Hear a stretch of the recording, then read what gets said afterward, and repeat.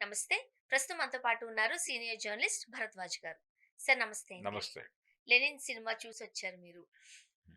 అఖిల్ అక్కినేని గారికి ఇప్పుడు ఒక బ్లాక్ బస్టర్ హిట్ కావాల్సిందే. అవును. అంటే చాలా కష్టపడ్డారు కూడా ఆ సినిమా మనం చూసినప్పుడు, ఆ పోస్టర్స్‌లో, ఆ లుక్ వైస్ చూసినప్పుడు ఆ కష్టం అయితే కనిపించింది.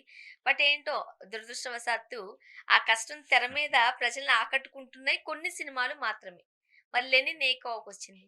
అంటే హిట్టు సినిమాకి తయారీలుండవు. అంటే హ్మ్. హిట్టు తీయటం కోసం హిట్టు తీయరెవరు. సినిమా తీస్తారు.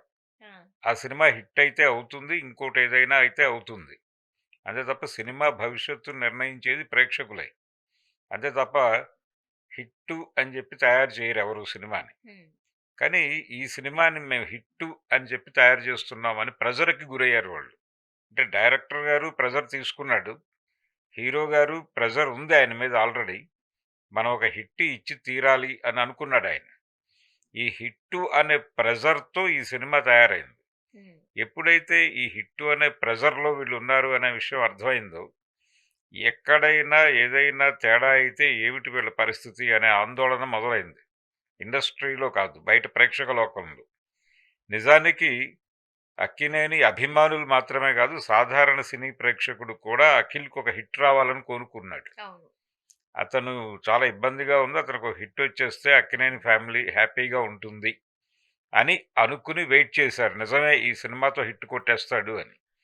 అయితే వీళ్ళు హిట్ మేకింగ్ అనే ప్రోగ్రామ్‌లోకి వెళ్ళిపోయి ఒక ఫార్ములా డిజైన్ చేసుకుని రీసెంట్‌గా వచ్చినటువంటి కొన్ని హిట్ సినిమాలు. అది 'పుష్ప' కావచ్చు, 'పుష్ప 2' కావచ్చు, లేకపోతే అంతకుముందు వచ్చిన 'రంగస్థలం' కావచ్చు. వీటి నుంచి వీళ్ళొక ఫార్ములాని ఇది చేసుకున్నారు. తయారు చేసుకున్నారు. తయారు చేసుకుని ఆ ఫార్ములాలోకి ఒక కథని అల్లుకున్నారు. అంటే ఒక రగ్గడ్ బ్యాక్‌డ్రాప్‌లో, ఒక రూరల్ బ్యాక్‌డ్రాప్‌లో ఒక సినిమా, ఒక కుర్రాడు.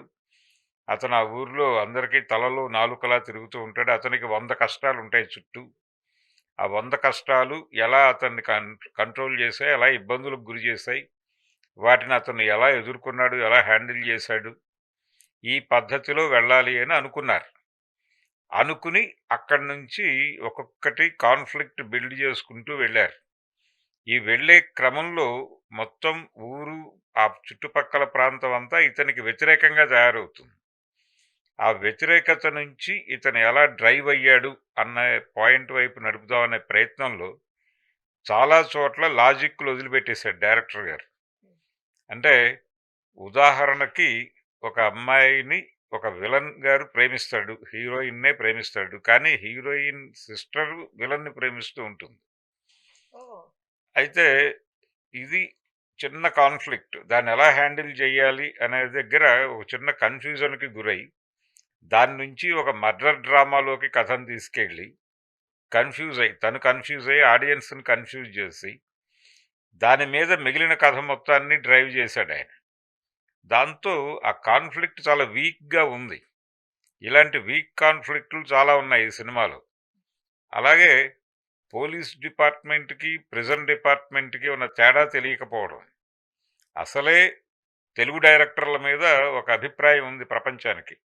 వీళ్ళకి లాకప్‌కి, జైలుకి తేడా తెలీదు అని. ఈసారి ఆయన జైలు సూపరింటెండెంట్‌నే, అంటే ప్రిజన్ సూపరింటెండెంట్ గారినే జిల్లా ఎస్పీ లెవెల్‌లో నడిపించేశాడు ఆ క్యారెక్టర్‌ని. మళ్ళీ ఇంకో క్యారెక్టర్ పెట్టడం ఎందుకు అని. ఇలాగే ఆ గ్రామంలో ఆ గ్రామం, ఆ చుట్టుపక్కల గ్రామాలు అదొక శాటిలైట్ విలేజ్ అనుకుంటే, ఒక 4, 5 గ్రామాల మధ్య నడిచేటువంటి కథ. రకరకాల క్యారెక్టర్లు, చాలామంది ఆర్టిస్టులని తీసుకున్నారు. అయితే ఈ మోహరింపు బావుంది. అంటే సినిమా కోసం వాళ్ళు ఖర్చు పెట్టింది చాలా గ్రాండ్‌గానే ఉంది. అది కనిపించింది తెర మీద. అలాగే ప్రతి ఆర్టిస్ట్ నుంచి అద్భుతమైన నటనను తీసుకున్నారు. ఇంక్లూడింగ్ అఖిల్ చాలా బాగా యాక్ట్ చేశాడు.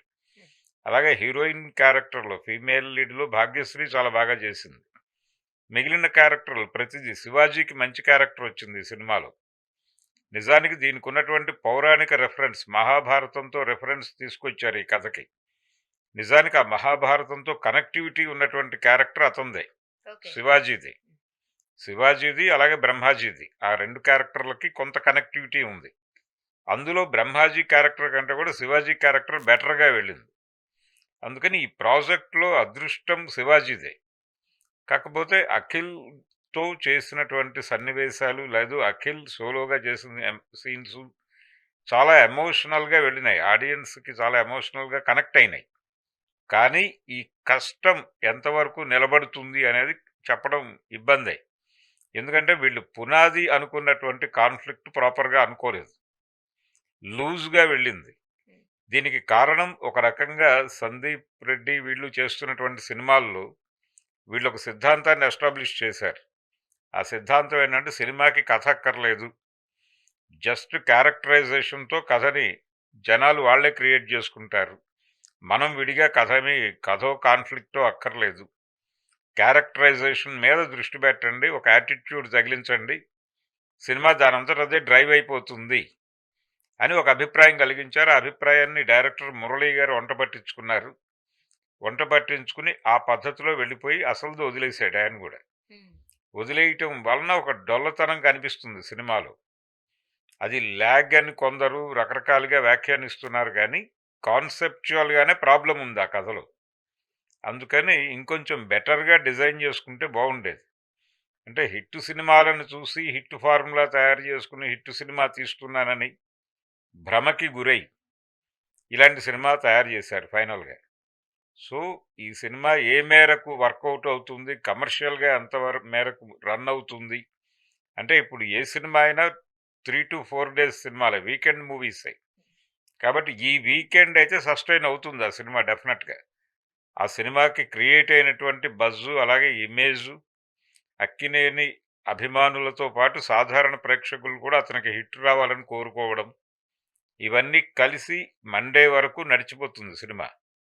మండే తర్వాత ఏంటి, నెక్స్ట్ వీకెండ్కి సినిమా పరిస్థితి ఏంటి, ఇంకొక సినిమా పడితే ఇది నిలబడుతుందా, ఇలాంటి అనేక సందేహాలు ఉన్నాయి దాని మీద.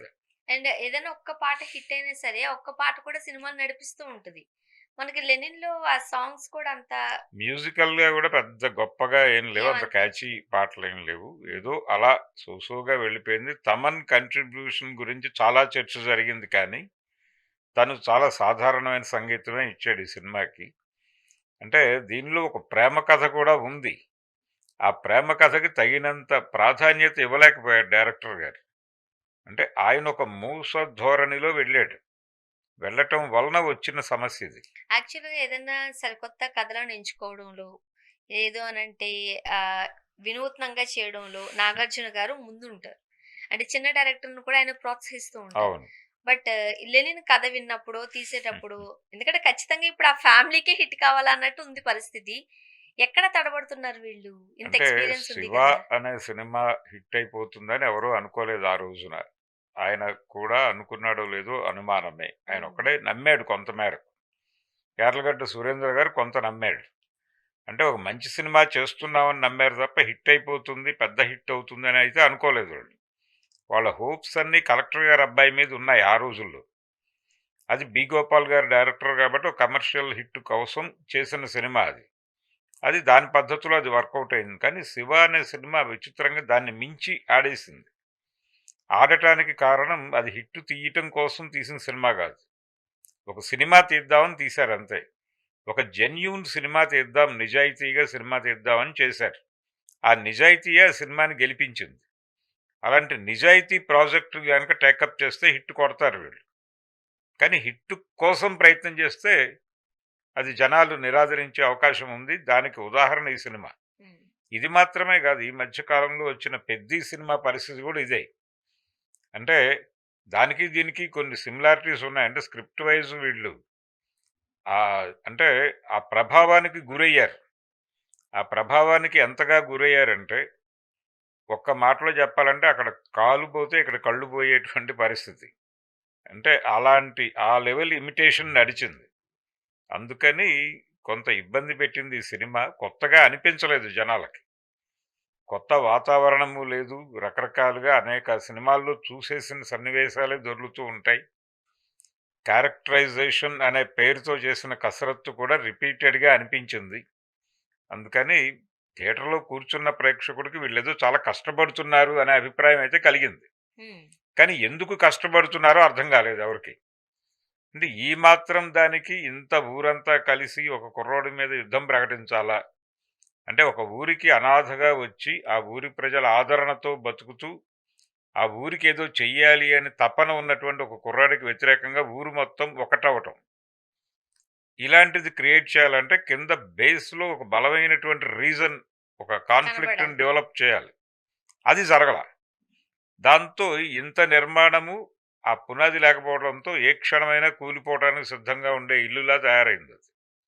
అక్కడ డైరెక్టర్ గారు కొంచెం అంటే తడబడ్డారా? తడబాటు మాత్రమే గాదు, పెట్టాల్సినంత శ్రద్ధ పెట్టలేదు సినిమా మీద. ఎంత రేటింగ్ ఇస్తారు? నేను ఔట్ ఆఫ్ 5 2 ఇస్తాను ఈ సినిమాకి. థాంక్ యూ అండి. Thank you.